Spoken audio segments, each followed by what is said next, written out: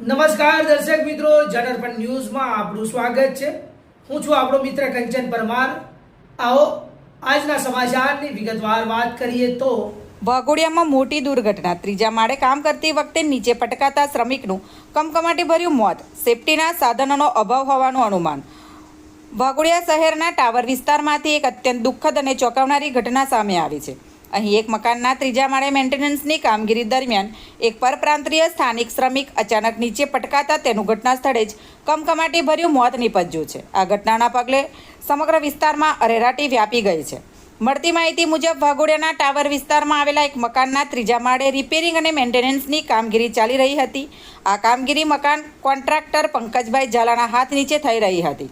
આ કોન્ટ્રાક્ટમાં મયુર રાઠોડિયા નામનો શ્રમિક મકાનની ઊંચાઈ પર કામ કરી રહ્યો હતો। કામગીરી દરમિયાન અચાનક સંતુલન બગડવાના કારણે શ્રમિક મયુર રાઠોડિયા ત્રીજા માળેથી સીધો નીચે જમીન પર પટકાયો હતો।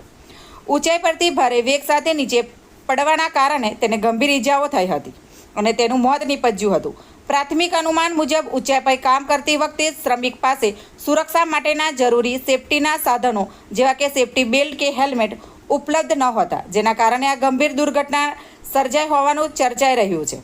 ઘટનાની જાણ થતાં જ વાઘોડિયા પોલીસનો કાફલો તાત્કાલિક ઘટના સ્થળે દોડી આવ્યો હતો। પોલીસે મૃતક શ્રમિક મયુર રાઠોડિયાના શબને પોસ્ટમોર્ટમ માટે ખસેડવાની તજવીજ હાથ ધરી હતી। આ મામલે કોન્ટ્રાક્ટરની બેદરકારી હતી કે કેમ અને સેફટીના નિયમોનું ઉલ્લંઘન થયું છે કે નહીં તે દિશામાં પોલીસે કાયદેસરની તપાસ શરૂ કરી છે। Bureau report Pankaj Vasava, Waghodia. તો આવા જ પ્રકારના નવા સમાચાર સાંભળવા માટે જોડાઈને રહો અમારી ચેનલ જનરપન ન્યૂઝ સાથે। અમારી ચેનલને લાઈક કરો, શેર કરો, સબસ્ક્રાઇબ કરો, તેમજ આ વિડીયોને વધુમાં વધુ શેર કરો।